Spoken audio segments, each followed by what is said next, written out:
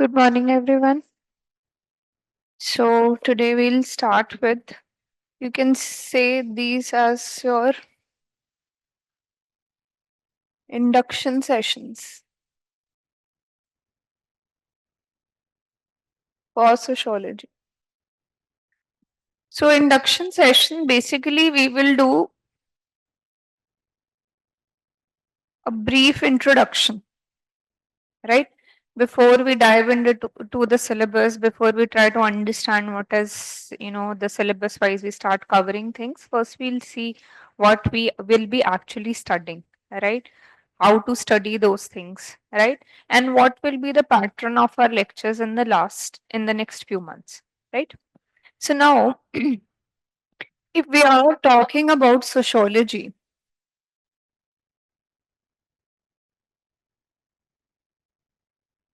what is the meaning of sociology? First of all, that is the question arises. So, from your side, what do you think sociology is? If you want to just define or just tell a simple definition, study of human society. Okay. So, when we are talking about sociology, in simple terms, it is study of society, right? One thing you have to add on here is it is a scientific study of society, right?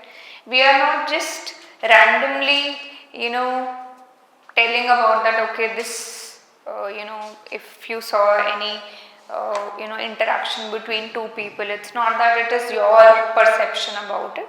We study it scientifically and try to find out the hidden things behind it. That if a conversation is happening, say for example, if a conversation between me and a student is happening, right? So that might appear a simple thing. You will not say that, okay, if I am talking to you, so sociology is not just studying that, okay, if I asked you a question and you answered me back and then you asked some doubt. That's not sociology. It's a scientific study that within this interaction, what are the hidden structures, right? One of the hidden structure is power.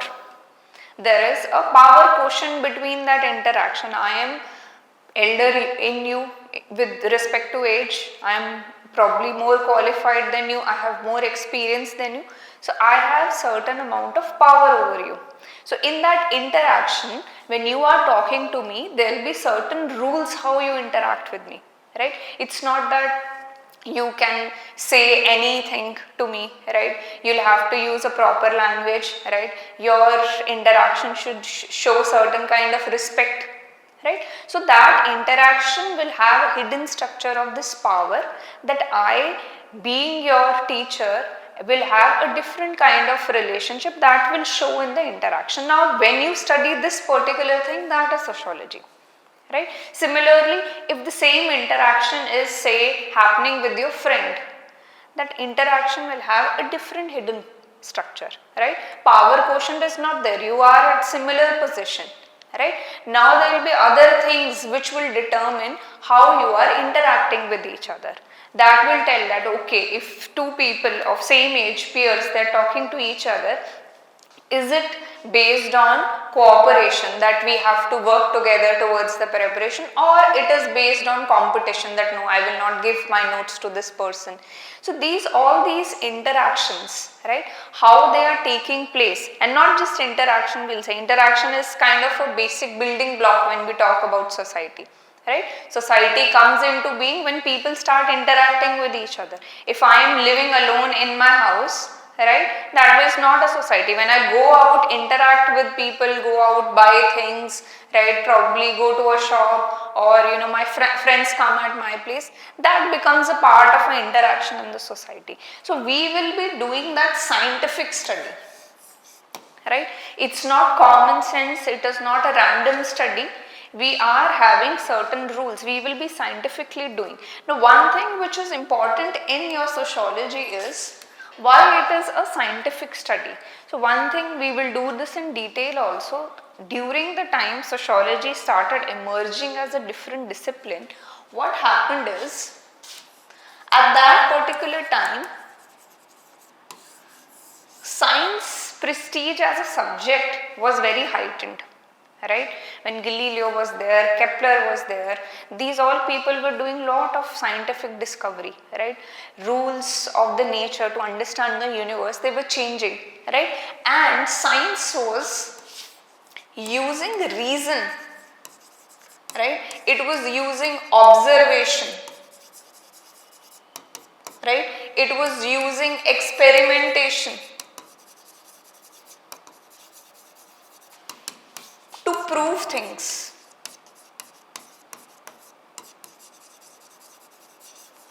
That it is not randomly we are making some law, right? If Archimedes' principle is there with respect to floating, it's not that it is a random thing. Idea might have come from a random thing while he was in the bathtub, but after that there is a proper formula which tells about the floating principle, right? Or if we are talking about a heliocentric thing, that around the sun all the planets are there. This have been proven through the telescope which Galileo used, right? So at that particular time science was doing lot of discoveries and they used to prove things, right? There used to be a particular proof. Now when certain nascent discipline, right, which is just getting born, right, in a society where science is already there, philosophy is there, other subjects are also there, right? Now at this particular time they don't want them to be branded out that we already know this, that family is there, marriage is there, what is the need to study it, right? So at that particular time the pioneer means the initial sociologist,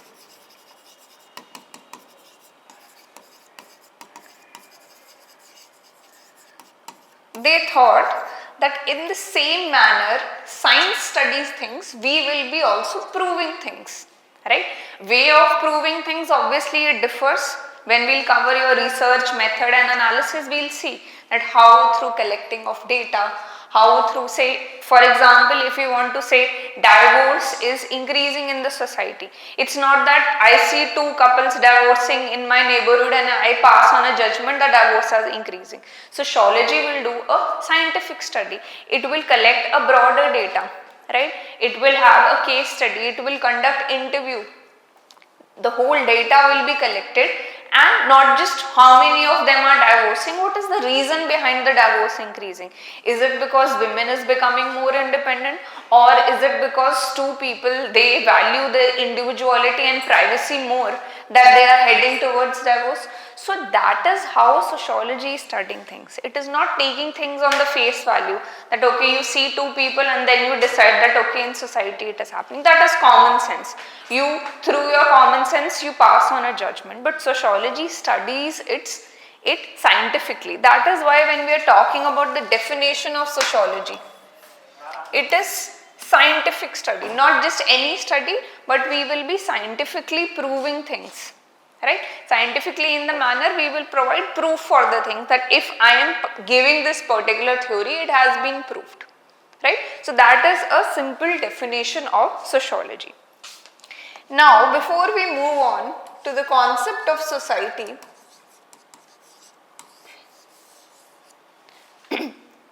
just imagine, sometimes, if, I'm waiting in my car in your signal, right? So you also next time see when you are on your bike or auto or cab, you're waiting on the signal, you'll realize so many people are there, right? So once you are there, you will realize a beggar is also there on the signal, right? And I usually pass through that Khairatabad signal. So there is a person always who has Bhagavad Gita, and he gives it, sometimes small, summary of Bhagavad Gita, he gives it free also. Some pamphlet of ISKCON temple is there with him, right? Then there are people who are selling few things, right? They'll be selling fruits or something, right? Then you will find out probably a woman is driving a car or woman is driving a bike, right? So if you see it as a superficial level, you will find out that it's just a mundane thing, that you're sitting in the car, different people are doing different things, right? But sociology will understand that there are certain hidden structures here, there are hidden processes here, people who are doing particular things, right? It is not random in nature that suddenly one person decides that he will distribute Bhagavad Gita on the signal, that a person randomly decides that I will beg and earn today, right? Or I will sell fruits today. Right? So there will always be a hidden structure. So if you see a beggar there, so it means there is certain underlying inequality in the society, that we are not being able to provide proper distribution of the economic resources. That person has to sit on the signal and he has to beg for it, right? If we see a woman driving a car, it's not just a woman driving a car, we have to see how much progress we have made in the society, that today women is independent, right? She is not dependent upon any person for her own mobility. She is driving a car, right? But at the same time, you will also find out that by chance she, for just even a microsecond, if she is standing there and the signal goes green and she doesn't realize this, and there is a honking from behind, usually the person sitting behind in the car will always pass on a remark, it must be a woman, right?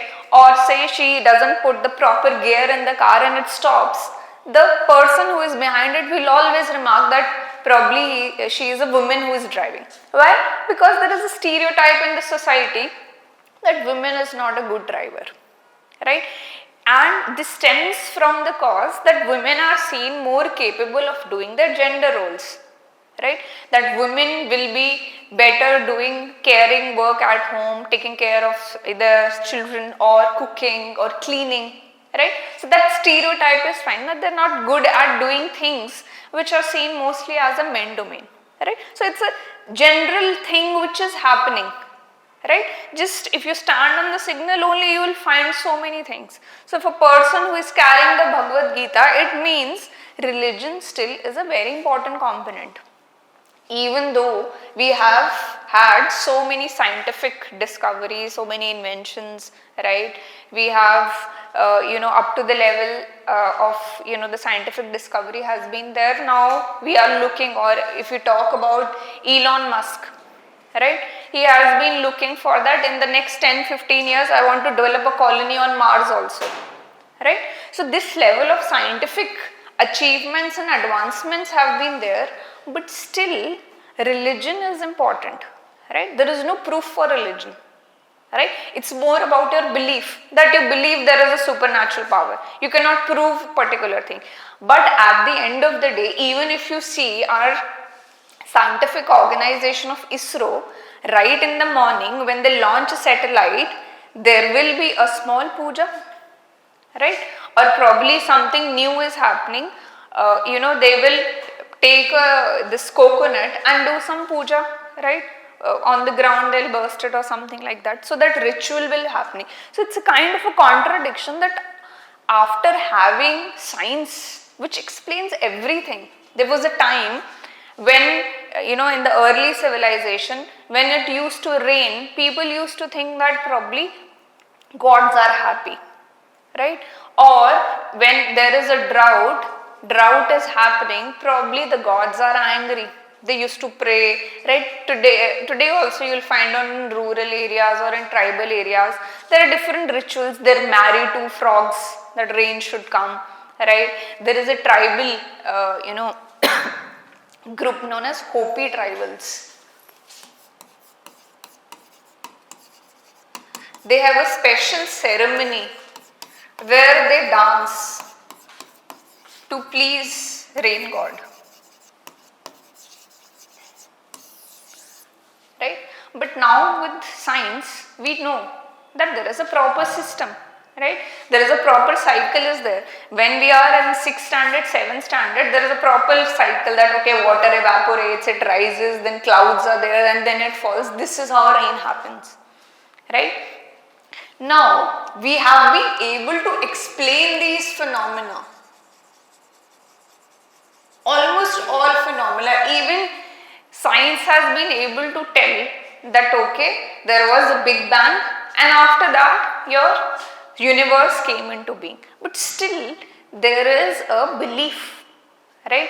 There is a faith in God that there is somebody who has created these things, right? Generally, the the argument which is given with respect to religion is that something which is there has to be a creator. It cannot be born out of vacuum, right? Although science proved that there was a Big Bang theory, it is all about the energy, right? And then next evolution happened, and that is how Homo sapiens came about. All this has happened, but still religion has not disappeared. Still we have a faith in God. Still we follow, still we do the puja, right? Even if your next day is your mains examination, you have prepared nicely scientifically, you have read books, you have written answers, still before going to exam you will remember God, right? So how to understand this, that in a society which is so progressed, why religion is still there, why there is still a person on the signals standing and selling the Bhagavad Gita, right?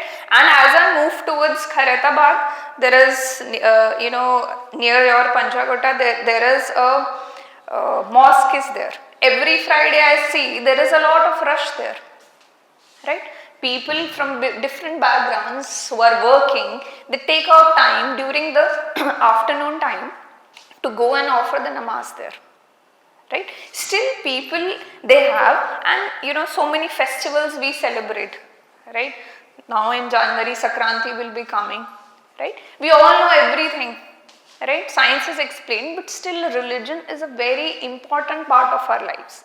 And sociology will make you understand that tomorrow if you see somebody selling, or not exactly selling, giving away your Bhagavad Gita, or somebody is coming out of the mosque, it is not random, right?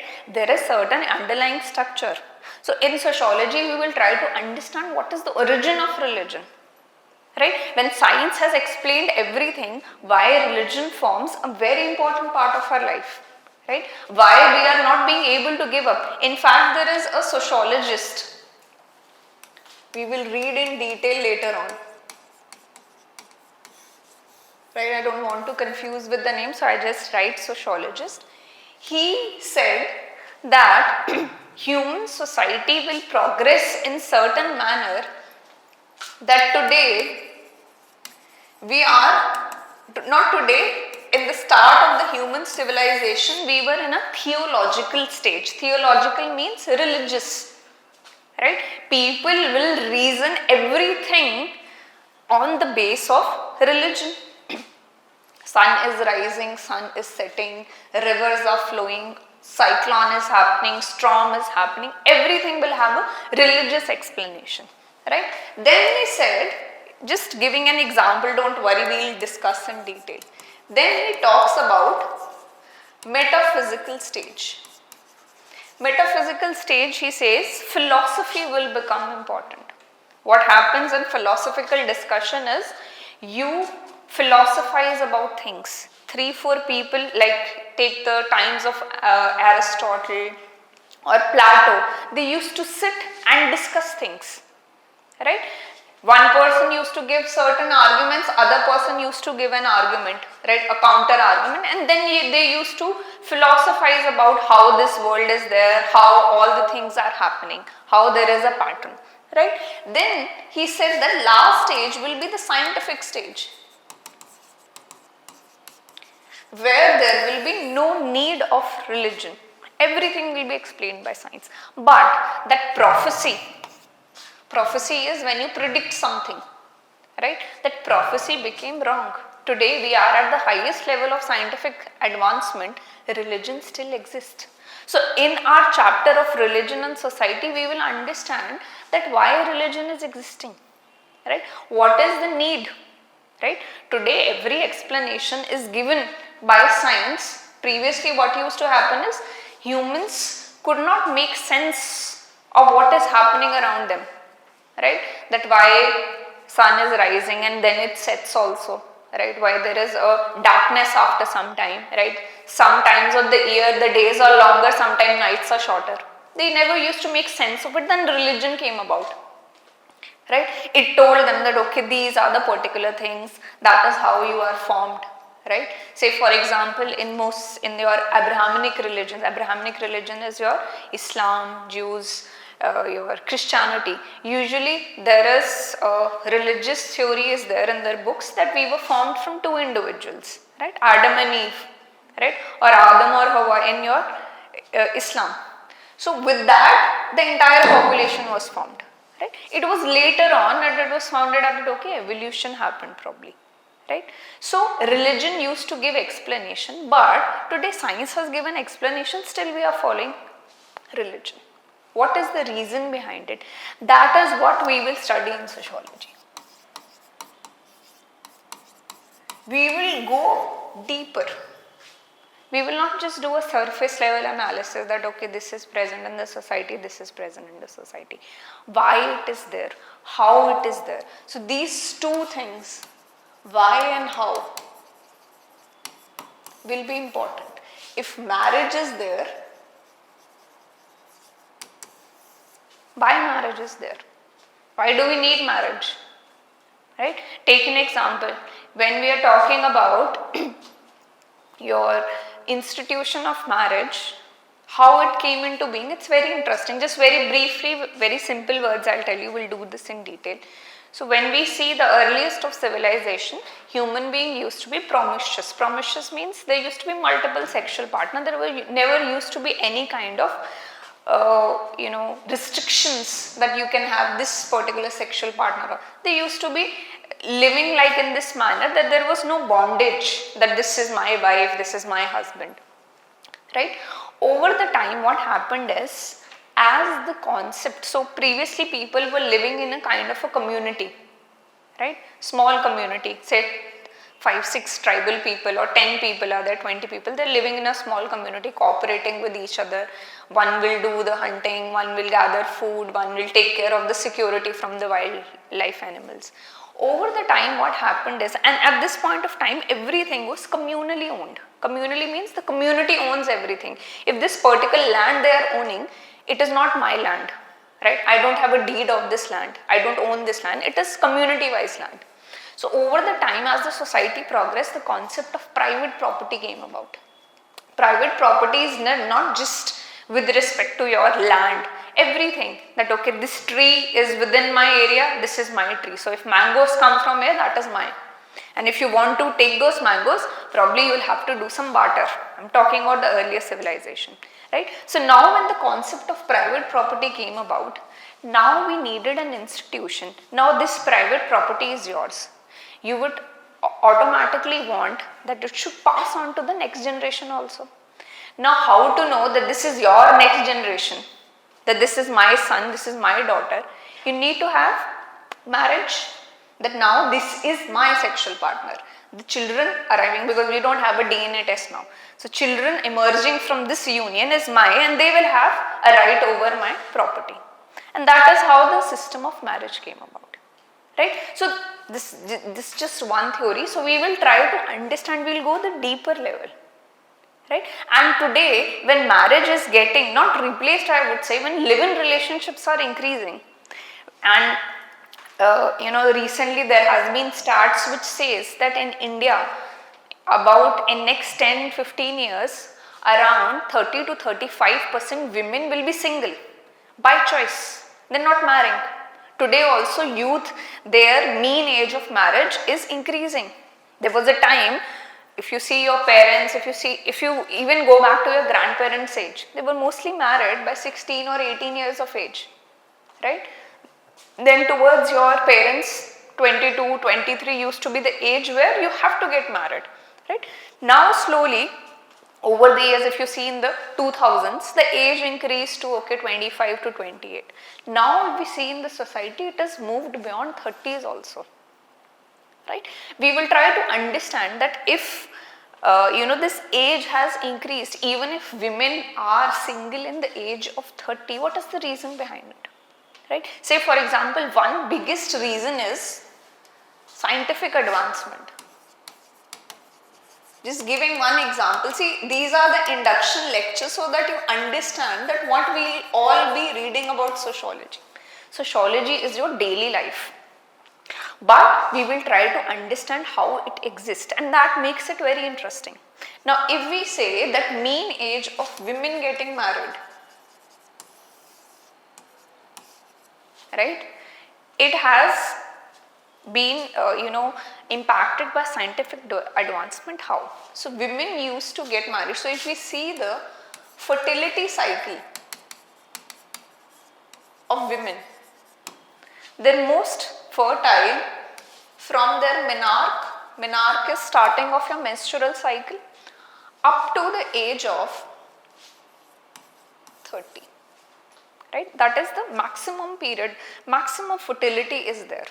Now after 30 there is a dip in fertility. It's not that you cannot reproduce, there is a dip, right? And the biggest dip comes at the age of 35. Dip in the sense, if you go through, just explaining a little bit about science, if in case you're not from science background, women have limited number of eggs which they produce in the reproductive age, right? So there is a dip in the number of eggs, right? So why marriages used to happen early is because they wanted within this age, right? So that you can marry, you can adjust, you can have children.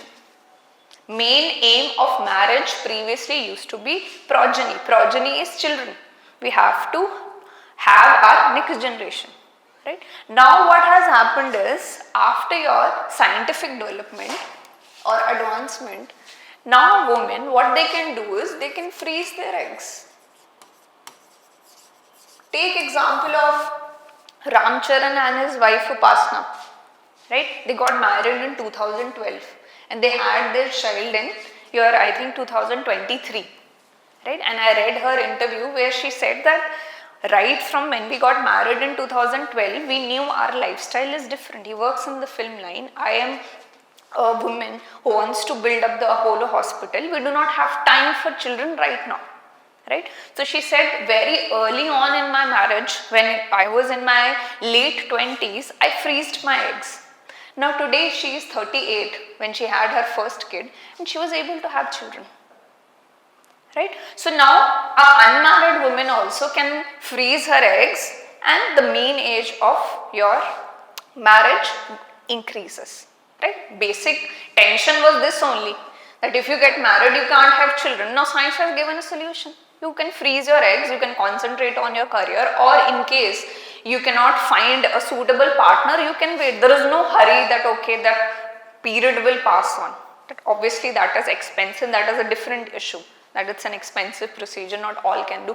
But today a working woman, an independent woman is going for such procedure and it has become very common in the society. All the actresses today you see, they're conceiving in late 30s only, right? In fact, there is a Bollywood actress, I don't know if you know Shilpa Bhatti, she had her second child when she was 42. You cannot have a child at 42, right? After your 30s, your egg count drastically decreases. It becomes very difficult to have a child naturally, but she had a kid at 42, right? So now more independence and more autonomy was given to women. They achieved more autonomy because of science. And that is how marriage mean age has increased, mean age of having children have also increased. Women used to sacrifice their careers for children.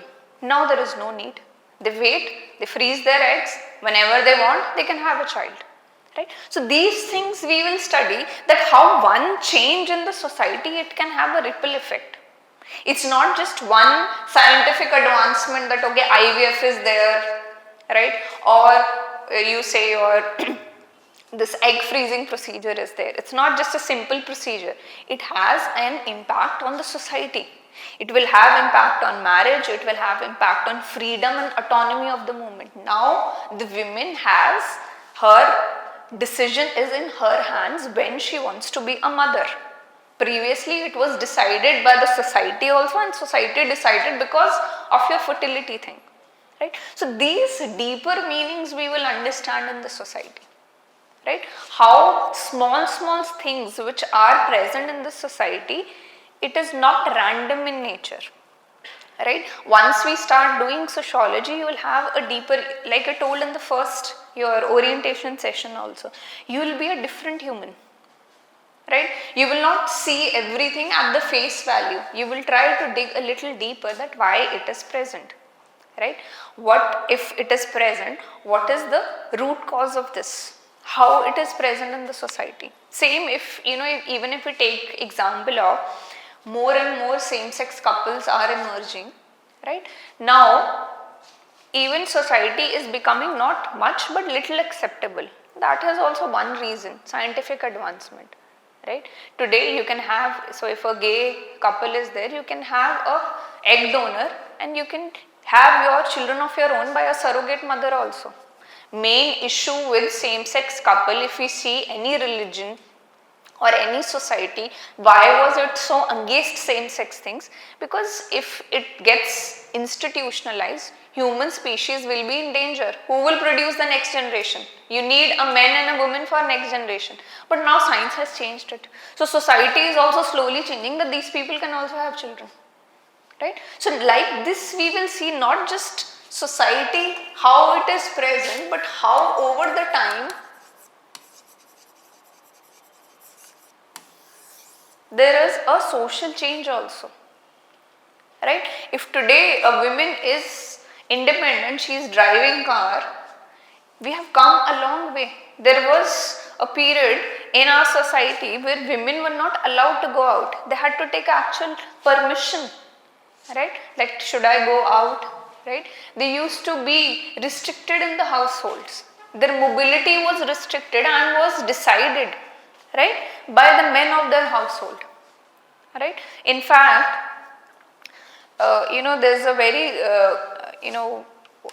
not quote, I would say, there's a very good perspective on women, that women in the society are seen as that they need protection of men at every stage of their lives, right? When she is small, protection of father.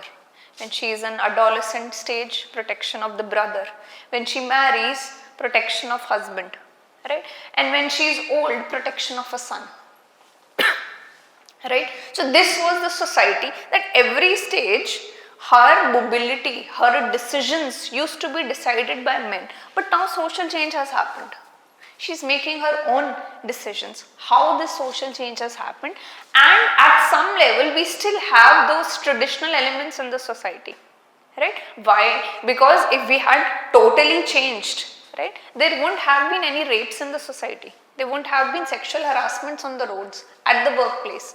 It means social change did happen at some level, that you can go out and work, you can drive a car, but still that stereotype is there that in case by chance your car stops, the person who is behind you will always say that this would be a women driver, right? Or when you are working in an office, you will not be treated as person who is working, who is bringing value to the company, but as some pretty face, right? At somebody who feels, the boss feels that it is okay to harass, it is okay to send explicit, messages to that woman, send indirect explicit messages, right? Because you still have that notion that women cannot be working, right? They're still less powerful than us. So it means that social change has not happened fully. So these things we will study in sociology, right? And when we talk about Indian society, if you had attended my lecture of Indian society, there also I say that when we move on to paper 2 Indian society, we will find out that there is a very unique feature of Indian society, that tradition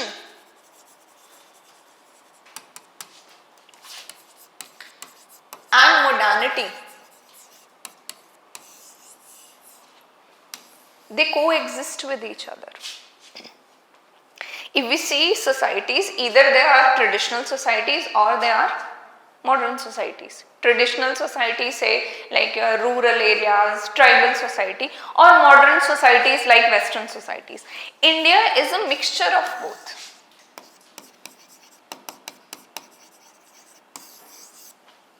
At some level, we will have tradition, at some level will have modernity. Take an example.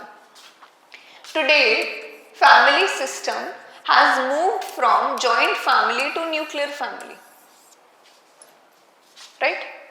Now, nuclear family is seen more as a modernization concept, that you want more autonomy, you are moving to city for better job opportunities. So, you want a small family with you, your spouse and your children, that is your nuclear family.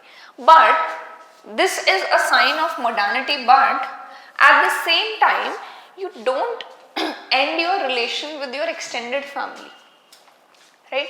When there is an event of marriage, some festival is there, you still go back, right? Somebody dies in the family, everybody gathers together. If we take example of Western societies, once you turn 18, you are on your own, right? Probably once a year on Thanksgiving you will meet for a dinner. You will have to actually take an appointment from your own parents to come and meet them, right? India, although we have nuclear families, but still that traditional element of respecting your elders has not changed. The tradition of gathering together in events of happiness or sadness has not changed. Today also a person might be working in a metropolitan city, still he will send some money back to his parents, right? So there is a mixture, a mosaic of tradition and modernity that we will see in paper 2, and it's a very interesting concept, right? That both of the things are coexisting with each other. We are still, our social change in the society, it is still happening. We are in the flux, we are still moving towards it. We have not completed the project of social change, right? We are moving towards it. We have made a lot of progress. I am not denying that Indian society has not made progress. Lot of progress have been made, right? From women not being allowed to go out, today women is working. From low caste living on the peripheries of the cities, now they have their own homes, right? They are civil servants, they are doctors, they are engineers. We have made a lot of progress, but still the traditional elements remain. Although today a Dalit might not be living on the outskirts of the city, but still intercaste marriages are frowned upon. You will not find out intercaste marriages. Today also honor killing is happening if you dare to marry outside your caste, outside your religion, right? So this is a very interesting mix which we will see, that elements, both the elements, they are coexisting with each other, which we will see in paper 2. Right? So basically what I am trying to say is, society might appear that okay, if like I gave you an example from the start we are discussing, if you are there on the signal, it's not just random noise that somebody is calling out for giving you money, or somebody is selling fruits, or there is a women driver, or there is a person who is asking you to take the ISKCON pamphlet. There are hidden structures behind it, that why so much, I would not say chaos, so many people are there that are doing different things. They are underlying structures, right? That we will try to understand in sociology, and these are part of your day-to-day life, right? We will not cover anything which you have not seen before, which you have not experienced before, right? As a woman, right, you have experienced all the inequalities in your life, right? When today in your metro you have women coaches, there is a reason behind it why women coaches are there, right? Or say, take example of your giving free transportation to the women in the new government, Telangana government says. So many of the people, they criticize that why do we need it free or all these things, but they forget that the underlying cause is not just appeasing.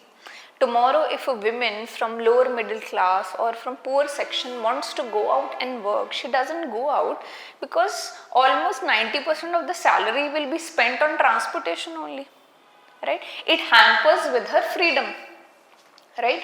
Her financial autonomy, that if I am earning say 10,000 per month, some person is earning, a woman is earning, if my 8,000 are going every month in transportation, she will say that okay, it's better I stay at home. Why should I get up 6 in the morning, go there, ignore my children, and I can just get 2,000 out of that, and that 2,000 is a bare minimum thing. So government is trying to see that more and more women participate. So let's just waive off the transportation thing, right? Now women has money.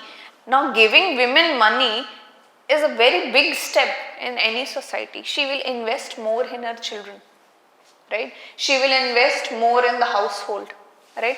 There will be an additional income. She will have more decision making powers in the family. Previously, she was a passive player. Whatever husband decides, it's okay. Now she has money to contribute in the household. Now she has that power. Now she is on par with the husband, right? Or if a woman is caught in a bad marriage, alcoholic husband who beats, right? She can move with her life that okay, I have some money. It's not that if I leave my husband that I cannot get the next meal for me or my children. She can leave, right? So this small change, right, of giving a free ticket, it has a very large consequence, right? And when such policies are made, sociologists are consulted that okay, we want more female labor participation in Telangana, what we should do. They will suggest that this might appear very small, that okay, 50 rupees ticket is being given free, very small thing, right? People will criticize it, why women, right? But it will have a very large consequence.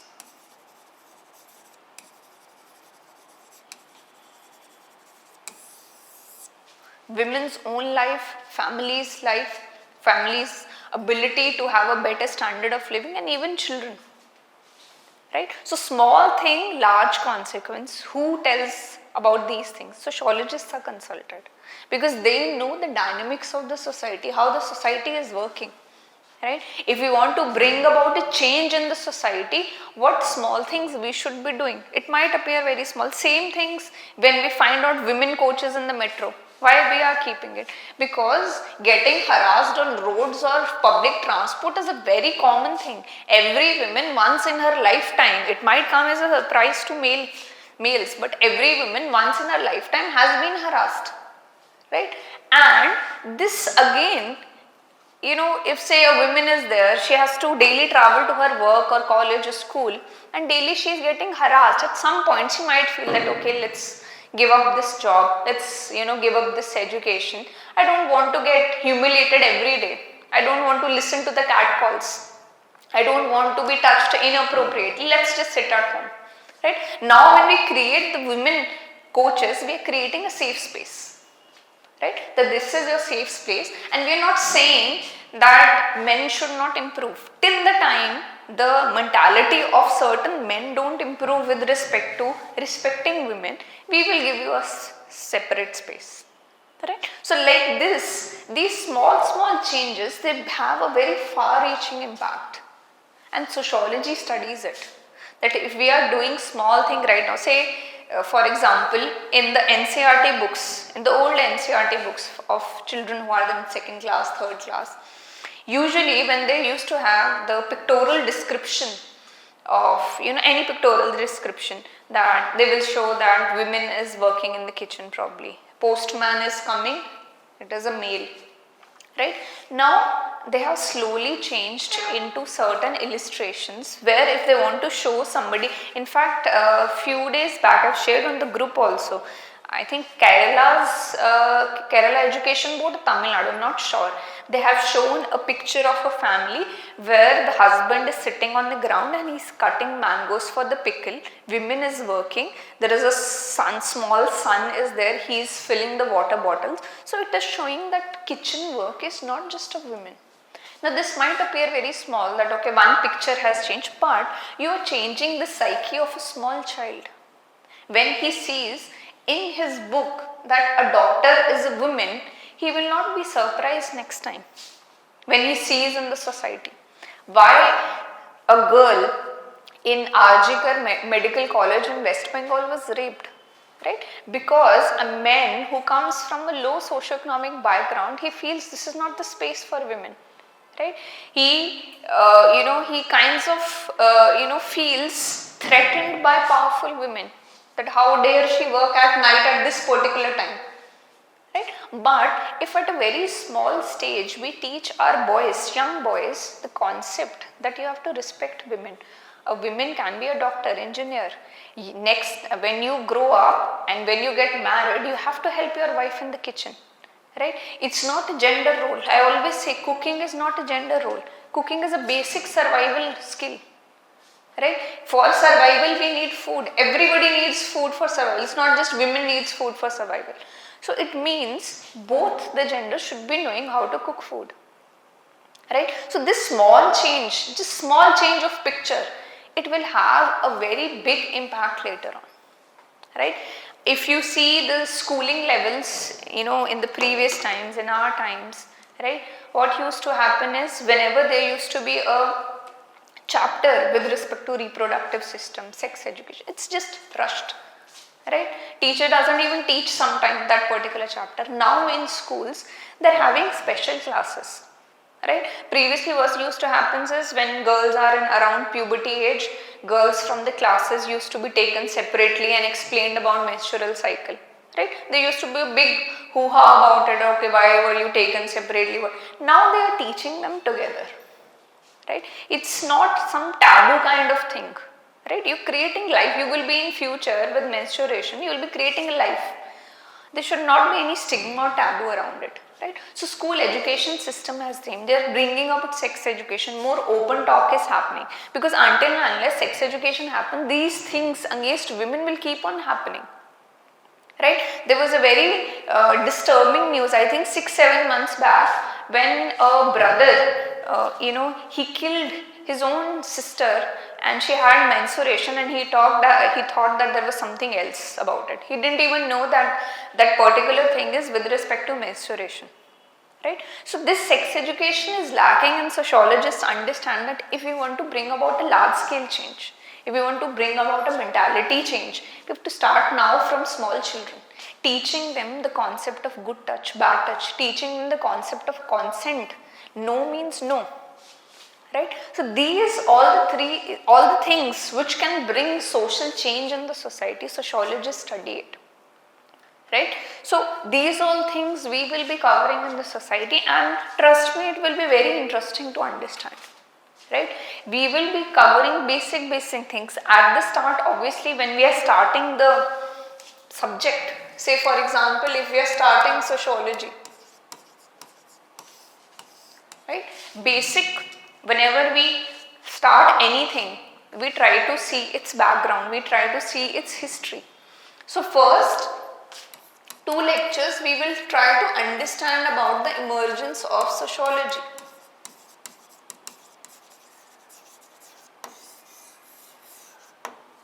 right? That how sociology came into being as a separate discipline, what was the need, how did it develop, right? Then we will move on to thinkers. Now thinkers, basic thinkers which we will be covering are Karl Marx,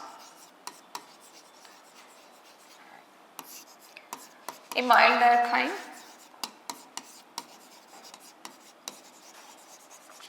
Weber, Max Weber,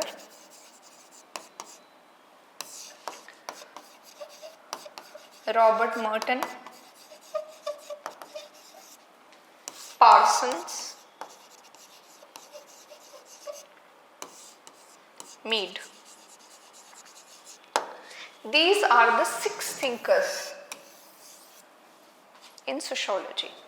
So the question arises is, what are these thinkers and why do we study it, right? So say, take example of, I'll just proceed first, I'll take an example. See, if this chair is there, right, all of, if I'll talk to 10 students, 10 people will tell me 10 different things about the chair. One person might say that, it is a chair, say I'm talking about this chair. It's a chair to sit down, to relax, to rest, right? I have to study for 2 hours or I have to take a lecture. I'll sit down and relax. So basic purpose of this chair is to sit, right? Some other person might say this chair is a symbol of power also. It's a big chair, right? It's bigger than all the other chairs which is present in the society. Again, it's a different perspective to look at the same chair, Okay, somebody might be little violent and he might say that if fight breaks out, I can pick up this chair and throw at somebody else, right? Somebody might see just the quality of this chair, right? That it has a proper back, right? Health wise, if I'm working for 10 hours, 12 hours, this chair will help me to sit down and relax, right? It will straighten my, spinal cord. I won't have any problem or hump or something like that. So 10 different people will tell 10 different things about this chair, right? Similarly, when we are talking about society,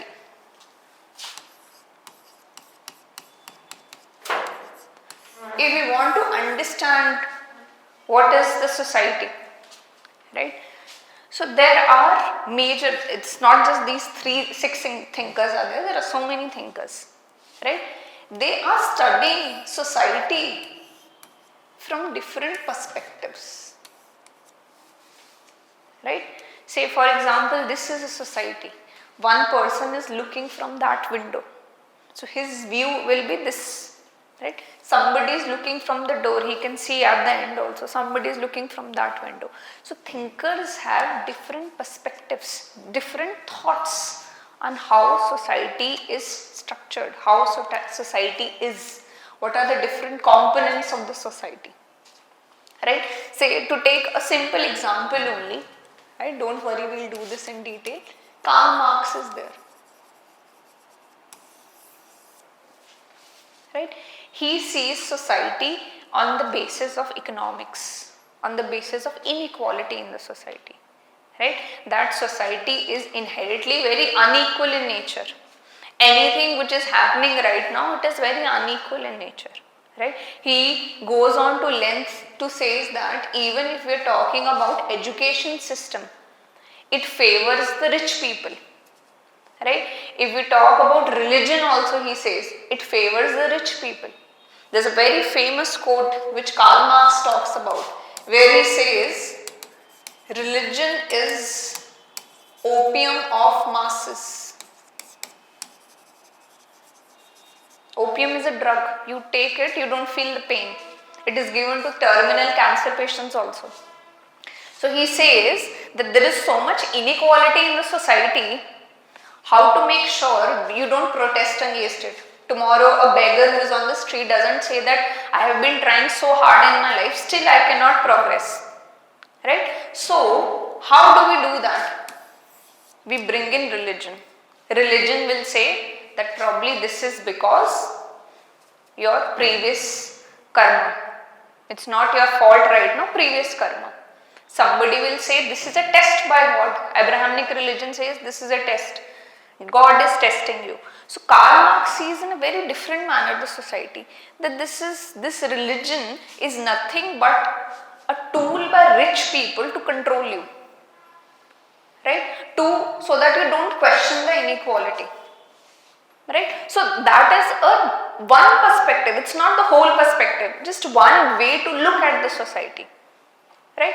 When we'll come to another thinker, Durkheim, we'll do this in detail. I'm just giving you, see, these induction classes are kind of giving you an introduction, what to expect next, right? It's you don't even need to make notes right now, just understand this. You should be ready that okay, what awaits you, right? That in the next few months, what all we will be covering. That is very important.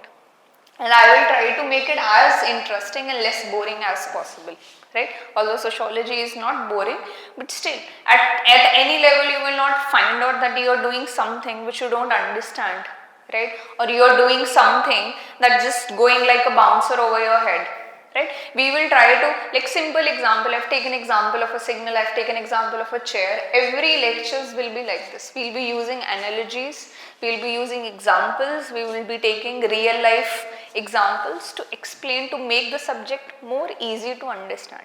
That when you go back, you just need to devote half an hour to read it, right?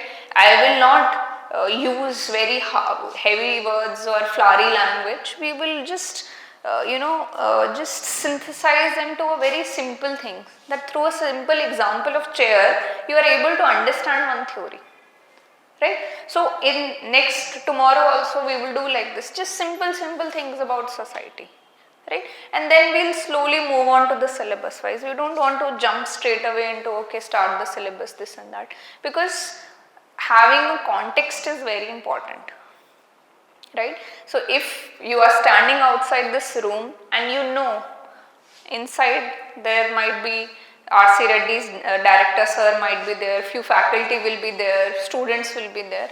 So you are ready, right? If you're standing outside, you don't know who is sitting inside, you'll have certain fear. So that fear should go in the next few classes, that this is what you will expect and it is easy to cover. And it will be the best time to cover because you will have a lot of time to, revise the things, right? Anyhow, coming back. So Durkheim is one thinker who sees society in a functional manner. He thinks that if anything is present in the society, there is some function, right? So even this type of thinker will say, even if corruption is present in the society, it is performing some functions, right? Otherwise, if it would not have been doing certain function, why does it exist in the society? Say, for example, although he doesn't give any theory of corruption, but still from his point of view, he sees that a family is there, marriage is there is some function they perform, right? Marx will see that even if family is there, they are being created by rich people. We'll do this in detail right now, it might not make sense. He says that family and having more children provides easy, cheap labor to the rich industrialist class, right? So they want that family system should be there. How will the labor for the factories come? Right? We'll do that in detail anyhow. So Durkheim feels even from his perspective corruption is present. He'll say corruption is always, in India it is also known as grease of economy. Economy will not function if corruption is not there. There is so much red tapeism, right? There are so many rules, etc. Corruption helps to bypass it, right? So it is performing some function, right? Although not a good function, but it is existing because it is doing something. Right? It provides in a society in India where in India, major reason why so much corruption and bureaucracy is there, bureaucracy is very lowly paid. Not just the top civil servant, the cutting edge bureaucracy, your constables, your traffic police person. And imagine a traffic police person, I'm not justifying corruption. I'm just saying that something is existing in the society, we need to see why it is existing to eradicate it. Now he is standing from 6 in the morning or 8 in the morning up till 9 o'clock, 10 o'clock, he's standing there, right? And at the end of the month, there are no proper, if you see his working conditions, standing on the road, may it be, scorching heat, winters are there, rain is there, storm is there, he has to stand there on the signal. And once his work is over, at the end of the month, what he is getting? 30,000 in such a economy where inflation is so high, where you have children, where today if you see the fees of schools, it's so high, right? Rents are so high. So now this provides him certain encouragement that let's have certain extra income through corruption. If I catch 2 people without helmet, I'll take money for them because government is not giving them. Right? So now this was recognized by Singapore. So Singapore recognized that corruption can be eradicated if bureaucrats are very well paid, right? Along with obviously strict rules that we will pay them such money that and we will make punishment so hard that cost benefit analysis of taking under the table money, it goes down. So if you are getting, say, a constable, a simple constable is getting 80,000 rupees, say for example, right? And the punishment of getting caught in corruption is 10 years of jail. So person will say that obviously 85,000 are more than enough. Why would I like to spend my 10 years of life or 8 years of my life in jail? I will not do corruption, right? So sociologists understand it, that we will not just say that okay, corruption is bad. Okay, corruption is bad, but why it still exists? What are the reasons behind it? Right? In India, corruption has a role of giving you social mobility also. You accumulate wealth, you can buy a TV, you can buy a car, right? Your position in the society rises. You can go on foreign trips, right? Why not give them good pays itself? right? And this model was adopted by Singapore. It is even used in your ethics also. It has been a very good tool, along with obviously fast track courts, strict punishment for corruption, right? So this is how we understand, this is how Durkheim says that it is performing certain function in the society, right? May it be religion, may it be even caste system, it is performing such function. If it would not have been performing such function, it would not have been present, right? Say for example, in the evolution of human beings, certain things became vestigial. They were not in use. Over the evolution, they changed. We don't have that particular body part, right? Even your, the wisdom tooth are seen as vestigial organs, right? So these are not beneficial, and over the time with evolution, these parts will disappear. And there have been, so like tail used to be there, right? Before the Homo sapiens, right? Slowly it was vanished because there was no use of it. So similarly in society also, if that particular thing is not performing any function, it will eradicate. If tomorrow the civil servants will have good salary, corruption will automatically go away. You will not take the risk of the 10 years punishment in the jail, right? You will be more than sufficient, more than satisfied with whatever pay you are getting, right? So these hidden things, these hidden structures, we will try to understand, and your thinkers provide different perspective out of it. Karl Marx will have different perspective on corruption. Durkheim will have different perspective on corruption. So that is why we do these 6 thinkers. These are the basic not founding fathers, I would say, most important thinkers of sociology, which enriched sociology, that you do not see sociology just from this society, from this one door. There are different windows, right? Different perspective, like different perspective to see this chair. That in the same manner, society can be seen with different perspective. One might find always a conflict, economic inequality, one will find some function. And there are certain other thinkers also, 6 thinkers. They will study society only, but from a different point of view. Right? Because society is so big, it is so dynamic. Just one theory is not enough to understand it. We need to have different perspectives to have a clear picture about what society actually is. And that is what the role of thinkers is. Right? They help to understand that okay, if this particular thing is there in society, how to see that same thing with different perspectives, correct? And with each thinker, like I told you, we will have this approach in thinkers, their contribution, how they see that particular thing in the society, right? Then we will also criticize, because when one thinker says something, there will be other thinkers who will criticize him also, that this is lacking. Like I gave example in first lecture that Marx said that once communism will come in the society, inequality will vanish. But Russia and China, these societies are still unequal in nature, right? So criticism will be there, and relevance. We will see how it is relevant in the society. When Marx is talking about inequality and we pick up, are you aware of Oxfam report? Yes, are you aware of Oxfam report? Oxfam report. Today go back and see. It's a very important thing for your economy also, for governance part also. So Oxfam report says that the top 2% of the population, they have the maximum wealth in India. Top 2% of the population. It occupies the maximum economic resources. Right? Now, it means that inequality is still there in the society. The top 2% is still there, powerful people. That is what Marx said in 1800s. Right? 1800s, and today we are in 2000, we are moving towards 2025. Still, whatever he said about the economic inequality in the society, it still holds truth. Right? It still holds certain validation when we compare with his theories, right? So around these 3 areas, we will study your your different thinkers, their contribution about studying the society, right? And while they are studying the society, they will give certain theories.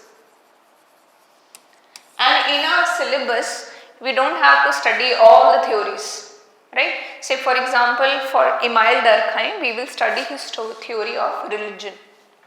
We will study, religion is a part of society. So he has given a theory about religion, his way of seeing how religion, he gave a theory on suicide also. We will try to understand about suicide, right? Marx, when we study, his theory of historical materialism and his theory of alienation is there. So there are not all the theories covered in the syllabus, basic theories. So they are not, we will not be studying what, we will study in detail how they see the society plus specific and important theories which is given in the syllabus, we will try to understand them. Right? So like this 6 thinkers will be there. After your base with the 6 thinkers is made, thinkers are, like your foundation of preparation. Right? I would say, although this will be the second block which we will be covering, but once thinkers are complete, it's kind of a 60% syllabus is done. Right? Your paper 1, part A, most of the question will be from thinkers. And thinkers, if understood properly, this is the foundation of the building.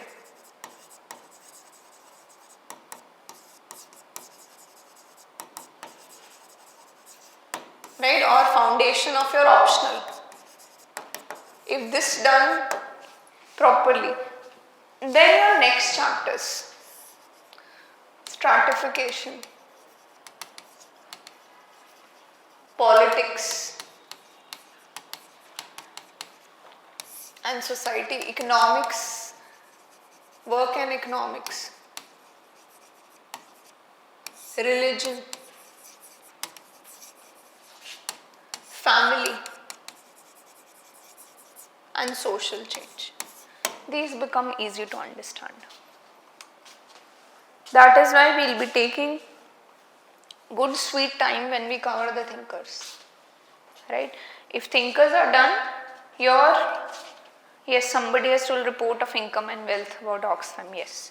And keep an eye on please current affairs. Oxfam report is basic thing you should be knowing. It's a very important report. Just go back today.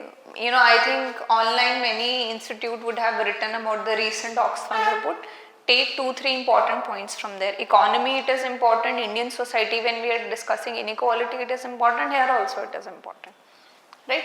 So, if this foundation is strong of thinkers, right, this becomes very easy. Right? And when this becomes very easy, paper 2 is like a cakewalk. Very simple. So that is why the major advantage of taking sociology is this. You are studying which you already know, you are just building upon it. You are just going little deeper in it. You already know family is there, marriage is there, kinship is there, religion is there, education is there. You are just going little deeper. Plus, there is, because sometimes the optionals, there are too lengthy. Right? It compromises your preparation of GS. We don't want to compromise. Sociology is one thing. In fact, it will aid you in your GS1, in GS2, in GS4 and even in essay. Right? GS1, Indian society, if you are a sociology student anyhow, and in GS1, 80 marks came from Indian society. Right? You've already done a full-fledged sociology. Those 80 marks you will get good. Right? So there is a lot of overlapping. So in fact, when even you are studying sociology, you are just having a certain help in your GS also. Right? It is, it acts as a, more nuanced understanding of GS. Essay it will benefit. So you will not waste time. And secondly, if thinkers is done well, this is done, this becomes easy. Right? And your whole optional, it will not be a burden on you. Right? That okay, my GS is getting compromised. No, you are helping in the GS, plus it's very quick. 3.5 months, your syllabus is done. right? And we will have regular tests. I'll be there, one-to-one mentorship, whatever is there. In fact, if the classes are there, so I had the June batch, I've told them any doubt you had, because sometimes there is a doubt, you come and attend, right? The classes will happen next year also, right? In December, your June it will happen, next December I am talking about, next June it will. Anytime you feel you want to cover that topic, you let me know, I will tell you on which date we will be starting, you come and attend. So it's not just those 3.5 months we will be associating. Anytime you need a revision, then after prelims, we will have a strategic revision program also, right? Strategic revision is wherein your 30 to 40 days we revise the entire socio, right? That is for the students who are giving mains. Now that program is free for the optional examination. If you attend the classroom teaching of sociology, you come and sit there. So you have ample amount of time to again access the class. It's not that you have attended once, then my job is over, there is no connection. I told you in orientation, once I am there, till the time you get rank, you will have certain help, right? But decide your optional fast. We need to start with the syllabus. Institute also wants to know how many students are there. There has to be a feasibility also. Like today there are some online here, students are there. You should be sure. Tomorrow again we will have a small lecture only, right? We will try to understand the different components of society, right? And then after that we will start with the syllabus, right? But till that time, in 25th December we will keep it off. Decide on to 25th December. Inform downstairs about your admission status, how you will be covering up, but take a decision fast so that we can start with classes at earliest, right? And these 2 sessions, like I told you, will be, these are a kind of a mirror to the entire syllabus, what to expect, what will be my teaching style, how will be I helping out, and notes etc. I told you in first session also. Every chapter there is comprehensive. You don't need to pick up any book, right? Tomorrow I will discuss certain sources also, right, for sociology, but just for your information only. You don't need to read those books. I have read the standard books are there, Harlambus, Ritzer, IGNU.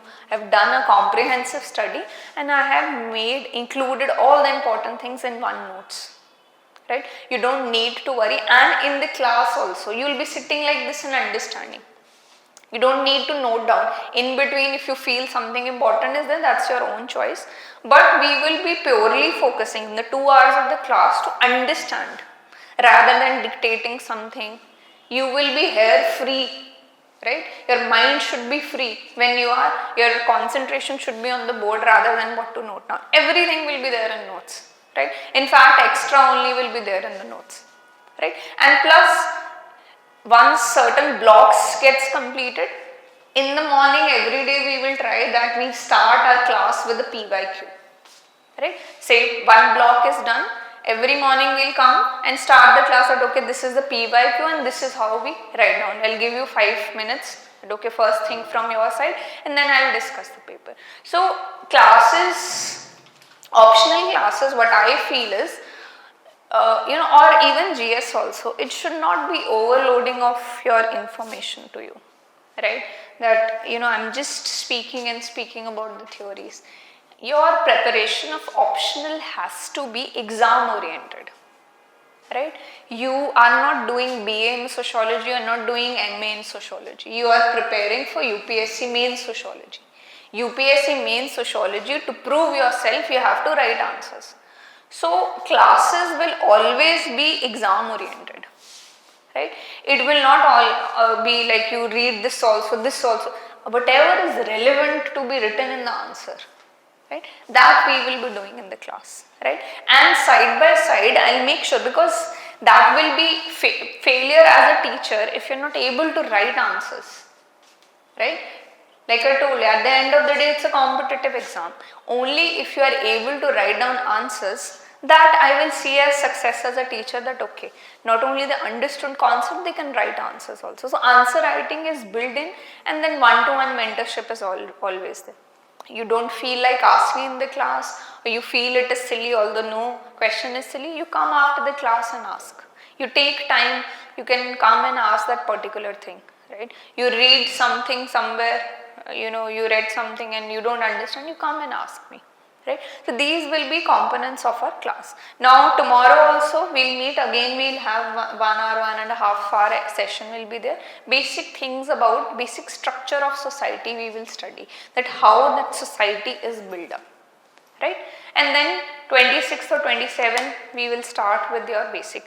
In the initial days the pace will be little slow. I don't want to overwhelm you that you are getting very confused. We will be in a very slow pace. Slowly we will be introducing the concepts, right? So decide your optionals fast so that we can move on to the main syllabus fastly, right? Thank you so much.